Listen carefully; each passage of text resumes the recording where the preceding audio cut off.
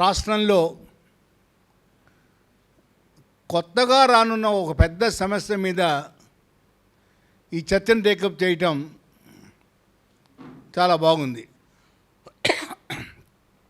మనం ఎమ్మెల్యేలని, ముఖ్యమంత్రుల్ని, మంత్రుల్ని మన సమస్యల్ని పరిష్కరిస్తానికి ఎన్నుకుంటాం. ఇక్కడ దురదృష్టం ఏంటంటే చంద్రబాబు నాయుడు గారు ప్రతిసారి ముఖ్యమంత్రి అవుతారు, ఆయన ప్రతిసారి సమస్యలను పెడతారు. ఇప్పుడు కొత్తగా ఆయన సృష్టిస్తున్న సమస్య ఏంటంటే రాష్ట్రానికి ఆర్థిక భారాన్ని పెంచుతున్నారు. అవసరమై ఆర్థిక భారాన్ని పెంచితే తప్పదు.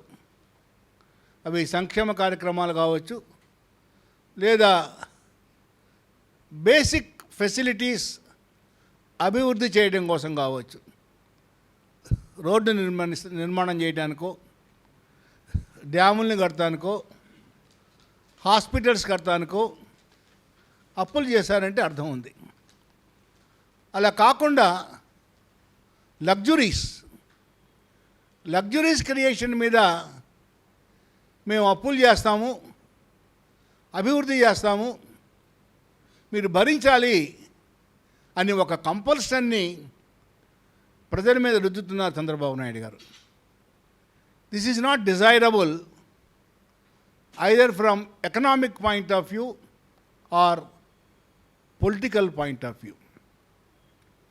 ఇప్పుడు సమస్య అంతర్జాతీయ విమానాశ్రయం సెక్రటేరియట్కి దగ్గరగా లేదా కోర్ క్యాపిటల్కి దగ్గరగా ఉండాలనేది ఆయన ఆలోచన. దీనికి 4,618 ఎకరాలు ల్యాండ్ పూలింగ్కి ప్రపోజ్ చేస్తున్నారు. 7,472 కోట్ల రూపాయల వ్యయాన్ని యాజాన్నం అంచనా వేశారు. ఇది ప్రాజెక్టు కమెన్స్ అయ్యి మొత్తం వచ్చేటప్పటికి 10,000 కోట్లు అయినా కూడా ఆశ్చర్యం లేదు. గమ్మత్తు ఏంటంటే కాస్ట్ పెరగవు, మనమే పెంచుకుంటాం, మనమే పెంచుతాం. This is most dangerous FIR. దీనికి ముఖ్యమంత్రి గారు చెప్పేది ఏమిటంటే దగ్గరగా ఉండాలి. ఎందుకు దగ్గరగా ఉండాలి? ఇదేమన్నా ఫైర్ ఫైటింగ్ అయితే దగ్గరగా ఉండాలి. గన్నవరం విమానాశ్రయానికి అమరావతి కోర్ క్యాపిటల్కి దూరం 35 కిలోమీటర్లు. 2 బెంగళూరు సెక్రటేరియట్కి బెంగళూరు విమానాశ్రయానికి దూరం 43 కిలోమీటర్లు. తెలంగాణ సెక్రటేరియట్కి శంషాబాద్ ఎయిర్పోర్ట్కి దూరం 30 కిలోమీటర్లు. ఛత్తీస్గఢ్ సెక్రటేరియట్కి దాని ఎయిర్పోర్ట్కి దూరం 27 కిలోమీటర్లు. మహారాష్ట్ర సెక్రటేరియట్కి వాళ్ళ ఎయిర్పోర్ట్కి దూరం 25 కిలోమీటర్లు. చెన్నై సెక్రటేరియట్కి చెన్నై ఎయిర్పోర్ట్కి దూరం 20 కిలోమీటర్లు. అంటే మినిమం 20 నుంచి 43 కిలోమీటర్ల దూరంలో ఉన్నాయి అన్ని ఎయిర్పోర్ట్స్ కూడా. ఇంకో గమ్మత్తు ఏంటంటే ఈ ఎయిర్పోర్ట్స్ అన్ని ఎప్పుడు కట్టారు? రాజధాని రాకుండానే కట్టారా? రాజధాని వచ్చాక డెవలప్మెంట్ అవసరమై కట్టారా? మన హైదరాబాద్ నగరం 1591లో ఏర్పడింది. దానికి బేగంపేట ఎయిర్పోర్టు 1930లో వచ్చింది. అంటే ఎన్ని వందల సంవత్సరాల తర్వాత బేగంపేట ఎయిర్పోర్ట్ వచ్చిందో ఆలోచించండి. అంటే ఈ మాట ఎందుకు చెప్తున్నానంటే అవసరమైన తర్వాత క్రియేట్ చేసుకుంటామా, ముందే క్రియేట్ చేసుకుంటాము. ఒకసారి రోసయ్య గారు చెప్పారు, అసెంబ్లీలో చెప్పారు. ఏమని చెప్పారంటే, ఊళ్ళో దేవాలయం ఉంటుంది, గ్రంథాలయం ఉంటుంది, ముందుగానే కట్టుకుంటాం, అవి ఉన్నాయి కాబట్టి వెళ్తాం. అలానే శ్మశానం కూడా ఉంటుంది, అది ఉన్నది కదా అని ముందే వెళ్ళాం, లేదా రోజు వెళ్ళి చూసుకోం. అలానే డెవలప్మెంట్ స్టార్ట్ అయిన తర్వాత అవసరమైతే దానికి ఫెసిలిటీని క్రియేట్ చేసుకుంటాం. 1591లో ఏర్పడిన హైదరాబాద్ 2008లో శంషాబాద్ ఎయిర్పోర్ట్ వచ్చింది. అంటే ఎన్ని వందల సంవత్సరాలు పట్టిందో ఆలోచించండి. చెన్నై 1639వ సంవత్సరంలో ఏర్పడింది. ఆ 1639లో ఏర్పడిన చెన్నై సిటీకి 1950లోనో 45లోనో ఎయిర్పోర్ట్ వచ్చింది. ఆ తర్వాత కొత్త ఎయిర్పోర్ట్ మళ్ళీ ఈ మధ్య వచ్చింది, 2022-23లోనూ వచ్చింది. ఇవాళ రాజధానే పూర్తి కాల. అసలు అదే పెద్ద రాంగ్ డెసిషన్. సరే తీసుకున్నారు, చంద్రబాబు నాయుడు గారు ఒప్పుకున్నారు, జగన్మోహన్ రెడ్డి గారు ఒప్పుకున్నారు అసెంబ్లీలో. కాబట్టి మనం దాని గురించి మాట్లాడడానికి ఏం లేదు. మనం ఎన్నుకున్న ఇద్దరు నాయకులు వాళ్ళిద్దరు ఓకే అన్నారు. ఇండైరెక్ట్ డెమోక్రసీలో మనం ఎన్నుకున్న నాయకులే నిర్ణయాలు చేస్తారు, ఒప్పుకున్నాం, జరిగిపోతుంది. దాన్ని పూర్తి చేయకుండా మరలా ఇవన్నీ ప్రెషర్స్ మనం పెట్టుకొని దాన్ని గందరగోళం చేసుకోవటం. ఇక్కడ ఇంత క్యాపిటల్ 7,000 కోట్ల రూపాయలు మనం స్పెండ్ చేయాల్సిన అవసరం ఏంటి అని మనం అనగానే వెంటనే కౌంటర్ రెడీగా ఉంటుంది సోషల్ మీడియాలో. అదేంటంటే, మీరు ఎక్కడ డబ్బులు ఇస్తున్నారు? పీపీపీ మోడలే కదా, పబ్లిక్ ప్రైవేట్ పార్ట్నర్షిప్ మోడల్.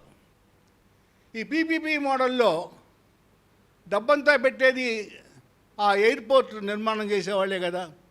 అది గ్రంథి మల్లికార్జునరావు గారు కావచ్చు, మేఘా కృష్ణారెడ్డి గారు కావచ్చు, లేకపోతే ఇంకెవరైనా కావచ్చు. మీ డబ్బులు కట్టట్లేదుగా. ఇక్కడ పెద్ద రహస్యం ఏంటంటే, ఈ మోసం, ఈ మాఫియా, ఈ స్కామ్ మీకు అర్థం కావాలంటే ఓ చిన్న ఇన్స్టెన్స్ చెప్పాలి. అది ఏంటంటే, హైదరాబాద్ ఎల్ఎన్టీ మెట్రో ట్రైన్. ఇది ఎంత పెద్ద ఘోరాతి ఘోరమైన స్కామ్ అంటే, ఇది 13,000 కోట్లు అప్పుని ఇవాళ తెలంగాణ ప్రభుత్వం ఎత్తుకుంది. ప్రారంభం చేసినప్పుడు పీపీపీ మోడల్ అన్నారు. పీపీపీ మోడల్ అన్న తర్వాత లాభాలు వస్తాయనా వాళ్ళకి, నష్టాలు వస్తాయనా ఆడ పడేసి వెళ్ళిపోతా, మీ సావు మీరు చావండి. మనకి మహాభారతంలోనూ ఎక్కడో ఒక ఇది ఉన్నది. విశ్వామిత్రుడు బ్రహ్మర్షి కావాలని పెద్ద తపస్సు చేస్తాడు.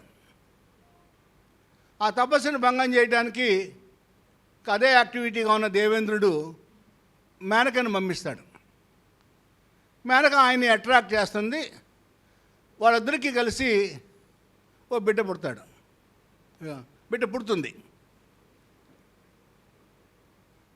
రోడ్డు మీద వదిలేసి వెళ్ళిపోద్ది మేనక. అలానే ఇవాళ ఎల్ఎన్టీ వాళ్ళు ఆ మెట్రో ఎయిర్పోర్ట్ని ఆడ పడేసి వెళ్ళిపోయారు. వాళ్ళ పడేసి వెళ్ళిపోతే 13,000 కోట్ల అప్పుని తెలంగాణ గవర్నమెంట్ ఎత్తుకుంది. ఇది కాకుండా 2,000 కోట్ల ఈక్విటీని టేక్ ఓవర్ చేసింది. అంటే the total cost now before the government of Telangana, as far as this metro train is concerned, 15,000 crores. ఈ 15,000 కోట్లు అనుకుంటున్నారేమో, ఇంకా ఎక్కువ మాఫియా ఉంది. ఆ మాఫియా ఏంటంటే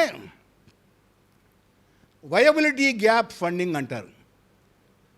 ఇప్పుడు చంద్రబాబు నాయుడు గారు కూడా ఈ ప్రపోజ్డ్ పీపీపీ మెడికల్ కాలేజెస్కి ఈ వయబిలిటీ గ్యాప్ ఫండింగ్ ఇస్తూ ఉంటున్నారు. ఈ viability gap funding government of India కూడా ఇస్తోంది. అంటే మొత్తం కలిసి దేశాన్ని దోచి క్రోనీ క్యాపిటలిస్ట్కి అప్పచెప్పని పనిలోనే ఉన్నారు. అక్కడ ఆయన, ఇక్కడ ఈయన. తెలంగాణ గవర్నమెంట్ బీఆర్ఎస్ అధికారంలో ఉండగా 1000 కోట్ల రూపాయల సాఫ్ట్ లోన్ ఇచ్చింది మెట్రోకి, ఎల్ఎన్టీకి. 1000 కోట్ల రూపాయల సాఫ్ట్ లోన్ ఇచ్చింది. ఇది కాకుండా 1458 కోట్ల రూపాయల వయబిలిటీ గ్యాప్ ఫండింగ్ ఇచ్చింది. అంటే ఇప్పటికే సుమారు 2500 కోట్ల రూపాయలు ప్రజాధనాన్ని ఎల్ఎన్టీ వాళ్ళకి అప్పనంగా ఇచ్చేశారు. మళ్ళా ఇందులో కిక్ బ్యాక్స్ అంటాం. ఎన్ని వేల కోట్లు మంత్రులు, ముఖ్యమంత్రులు దొబ్బాడో మనకు తెలియదు. 2014లో ఆంధ్రప్రదేశ్ ఏర్పడితే 1000 కోట్ల రూపాయలు డ్రైనేజీకి ఇస్తే గుంటూరు బెజవాడకి 500 కోట్ల రూపాయలు, వాళ్ళెవరు కంపెనీ పేరు మర్చిపోయాను నేను, షాపంచి పల్లంచి, 500 కోట్లు ఇస్తే ఈరోజు కూడా గుంటూరు డ్రైనేజ్ పూర్తి కాల. పెమ్మసాని చంద్రశేఖర్ పుణ్యాన్ని ఏదో కొంత జరుగుద్దని పూర్తవుతుందని ఆశిద్దాం. 4 ఏళ్ళు వాళ్ళ ప్రభుత్వం అయింది, 5 ఏళ్ళు జగన్మోహన్ రెడ్డి గారి ప్రభుత్వం అయింది. డ్రైనేజ్ మాత్రం పూర్తి కాల. వాడిని పిండుతూనే ఉన్నారు అందరూ. పిసికి వాడు పోయాడు. ఎల్ఎన్టీ వాడు కూడా అలానే జరిగింది. 2500 కోట్ల రూపాయల ప్రజాధనాన్ని ఇస్తే వాడు వాడుకున్నంతగానో వాడుకున్నాడు. ఇవాళ నేను మొయ్యలేను బొమ్మన్నాడు. ఏం చేస్తాడు, చేసుకోబొమ్మన్నాడు. మరి ఎన్ని వేల కోట్ల రూపాయలు ఇచ్చాడో, ఎన్ని వందల కోట్లు ఇచ్చాడో టేక్ ఓవర్కి, తెలంగాణ గవర్నమెంట్ టేక్ ఓవర్కి తెలియదు. మరి భగవంతుడికి లెక్కలు ఉండవు కదా. నేను ఇదంతా ఈ స్టోరీ ఎందుకు చెప్పానంటే, ఎల్ఎన్టీ స్టోరీ ఎందుకు చెప్పానంటే, రేపు పొద్దున గన్నవరం అమరావతి ఎయిర్పోర్ట్ అయినా, జిఎంఆర్ పాడుకున్నా, మెగా కృష్ణారెడ్డి పాడుకున్న వాళ్ళే ఇంకెవరు వస్తారులేండి. అదానా ఎందుకు వస్తాడు, భలే వాళ్ళే. వాళ్ళు ఎవరు రారు. వచ్చేది నవయుగ వాళ్ళు, లేకపోతే మెగా కృష్ణారెడ్డి, లేకపోతే జిఎంఆర్. అంత తేలిగ్గా వస్తాడు నేను అనుకోను. జిఎంఆర్ జనరల్గా ఇలాంటి క్లాంటెస్టైన్ యాక్టివిటీస్లోకి ఇండల్జ్ కాడు. ఈ క్లాంటెస్టైన్కి రావాలి అంటే ఆ మెగా కృష్ణారెడ్డి, నవయుగ వాళ్ళు వస్తారు. మనకు వాడుకున్నంతసేపు వాడుకుంటారు, వెళ్ళిపోతారు. మనం ట్రాన్స్ఫ్రాయ్ చూసాం, పోలవరం ప్రాజెక్టు.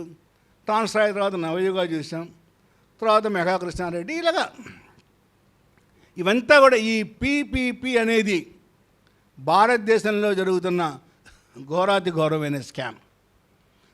ఇదంతా ఎందుకు చెప్పారంటే ఈ స్టోరీ, ఇవాళ చంద్రబాబు నాయుడు గారు కానీ అమరావతి ఎయిర్పోర్ట్ ఏదైతే అంటున్నారో దాన్ని సమర్థించే వాళ్ళు కానీ చెప్తున్న ఆర్గ్యుమెంట్ ఏంటంటే, ఈ డబ్బు మీది కాదు కదా, మీరు ఎందుకు వరి అవుతున్నారు, ఇది ప్రజల డబ్బు కాదు, ఈ పీపీపీ అంటున్నారు. ఈ డబ్బంతా వాళ్ళ ఓన్ క్యాపిటల్ కాదు సుమా, కృష్ణారెడ్డి గారిది కాదు, జిఎంఆర్ది కాదు, నవయుగ వాళ్ళది కాదు, ఆదాని వాళ్ళది కాదు. ఈ మొత్తం కూడా మన డబ్బు ఏదైతే బ్యాంకుల దగ్గర ఉన్నాయో ఆ బ్యాంకులు రుణాలు ఇచ్చి, ఎల్ఐసి రుణాలు ఇచ్చి వాళ్ళ జాతీయ ప్రాజెక్టు పెట్టిస్తుంది. డబ్బులు మళ్ళీ ప్రజలవి, పెత్తనం వాళ్ళది, కిక్ బ్యాక్స్ రాజకీయ నాయకులకి, ఆఫీసర్లకి. ఇది సైకిలింగ్, ఒక పెద్ద మాఫియా సైకిలింగ్ అనమాట. రేపు జరిగేది కూడా అదే. మనం చూసాం అనిల్ అంబానీ విషయంలో, వెళ్ళిపోయాడు, డబ్బు కట్ల, నేను ఇన్సాల్వెంట్ అయిపోయాను అన్నాడు. మనం బొత్స సత్యనారాయణ గారు వోక్స్ వ్యాగన్ డబ్బులు పోయిన తర్వాత ఏం చేస్తాం, పోయినాయి అన్నాడు. అంతే, పోయినాయి అంటారు వాళ్ళు, అంటారు రాజకీయ నాయకులు. మనం చేసేది ఏముంది, వాళ్ళని ఎవరేం చేయలేరు. అంటే ఇవాళ ప్రజలు కనుక తమ డబ్బుల్ని, తమ వనరుల్ని జాగ్రత్తగా రక్షించుకోలేకపోతే జరగబోయేది ఏమిటంటే, అనిల్ అంబానీలాగా పారిపోవటము, లేకపోతే ఎల్ఎన్టీ వాళ్ళలాగా ప్రభుత్వం మీద పడేసి వెళ్ళిపోవడం జరుగుద్ది. రేపు ఆ డబ్బంతా ఏం కావాలి? అవసరం లేదు. అవసరం లేని విమానాశ్రయాన్ని కట్టి ప్రజల డబ్బుని అక్కడ వృధా చేసి ఇవాళ ల్యాండ్ పూలింగ్ అంటున్నారు. ల్యాండ్ ఎక్విజిషన్ కాదు, ల్యాండ్ పూలింగ్ అంటున్నారు. ఈ ల్యాండ్ పూలింగ్ అయినా కూడా this belongs to the country. దేశం ఆస్తి ఇది. దేశం ఆస్తిని దుర్వినియోగం చేసే హక్కు, దుర్వినియోగం చేసే రైటు ఏ నాయకుడికి లేదు. You are there to protect the property and assets of the country, not for destruction. ఈ సటిల్ లైన్ మనం కూడా మర్చిపోతున్నాం, ప్రజలను కూడా మర్చిపోతున్నాం. కాబట్టి మనం క్వశ్చన్ చేయలేకపోతున్నాం.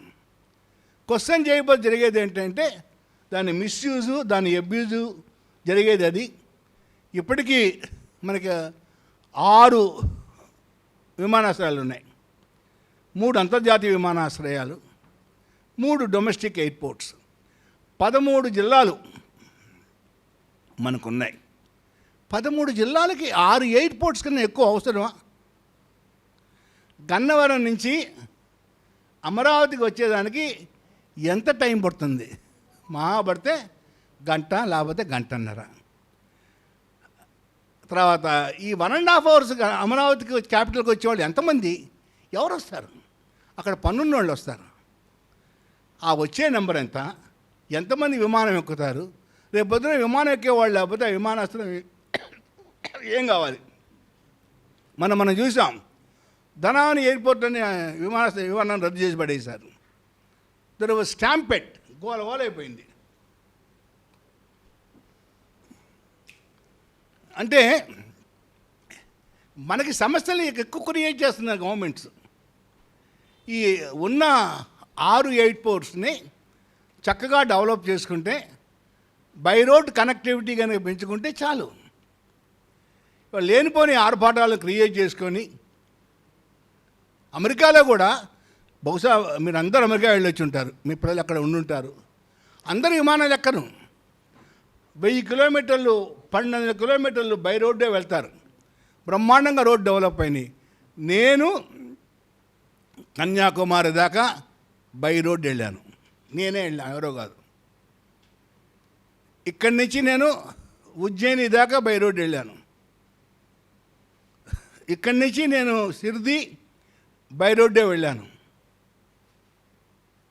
అంటే ఇవాళ రోడ్లు బ్రహ్మాండంగా డెవలప్ అయిన తర్వాత ఇక్కడి నుంచి నేను ఇప్పుడు హైదరాబాద్ పోవాలంటే నాకు విమానంలో 4-5 గంటలు పట్టుద్ది. ఈ 4-5 గంటలు నేను వెళ్ళిపోతున్నాను. మరి ఇంత డబ్బు ఎందుకు ఖర్చు పెట్టాలి నేను?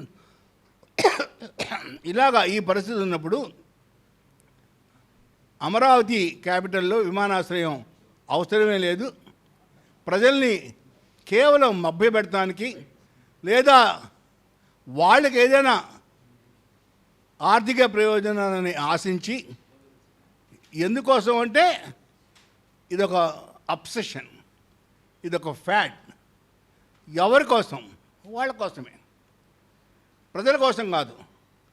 ప్రజల కోసం కావాల్సింది ఇవాళ ఉన్న ఆ ప్రభుత్వ మెడికల్ కళాశాలల్ని కంప్లీట్ చేసి ప్రజలకి ఏర్పాటు చేయాలి. బస్సులు ఎక్కువ పెట్టాలి, రైళ్లు ఎక్కువ వేయాలి. వీటన్నిటిని వదిలేసి గవర్నమెంట్ స్కూల్స్లో టాయిలెట్స్ ఉండవు, గవర్నమెంట్ స్కూల్స్లో యూనివర్సిటీల్లో మాస్టర్లు ఉండరు. ఇవాళ ప్రచారం ఎక్కువైపోయింది, ఆర్భాటం ఎక్కువైపోయింది. మన గవర్నమెంట్ హాస్పిటల్ ఉంది, అక్కడ సూపరింటెండెంట్ గారు ఉన్నారు. ఆయన మారు వేషాల్లో రాత్రులు పూట వెళ్తుంటారు. అంతకుముందు ఒకసారి వెళ్ళారు, మళ్ళా మొన్న వెళ్ళారు. నాకు ఆశ్చర్యం ఏంటంటే, నాకు ఈ మీడియా వాళ్ళ మీద అదే కోపం. ఆయన అంత రహస్యంగా ఇన్స్పెక్షన్ చేస్తుంటే ఫోటోలు వేస్తారండి పేపర్లో. వీళ్ళు వీడియోలు తీస్తారండి పేపర్ వాళ్ళు, మీడియా వాళ్ళు. ఎంత అన్యాయం! ఆయన సీక్రెట్ ఆపరేషన్ అంతా బట్టబయలు చేసేశారు. సెటైర్లేండి మిమ్మల్ని తిట్టట్లా, ఆయనేం అనలేక మిమ్మల్ని అంటున్నాం, ఆయన అనలేక మిమ్మల్ని అంటున్నాం. అదే చెప్పాను నేను కూడా, ఆయన అనలేక మిమ్మల్ని అంటున్నాను. అది మీ మీద సెట్ అయ్యారనమాట.